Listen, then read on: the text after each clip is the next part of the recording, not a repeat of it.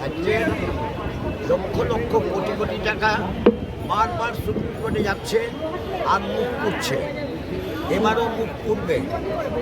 এখনও তো রায়টা আসেনি, এসএলপির জন্য দিয়েছিল, নিশ্চয়ই মুখ পুড়ে বারবার মুখ পুড়ছে।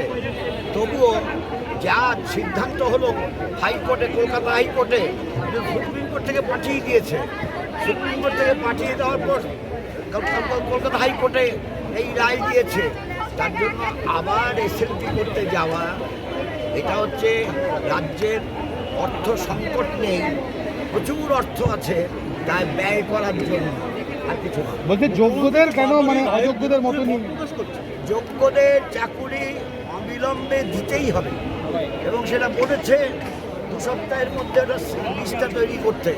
এটা কম্পিউটারে হার্ড ডিস্কে সব আছে বলে এটা করতে কোনো অসুবিধা নেই, করে ফেলতে হবে। আর সামার ভ্যাকেশন আছে, সামার ভ্যাকেশনের পর পোস্টিং দিয়ে দেবে।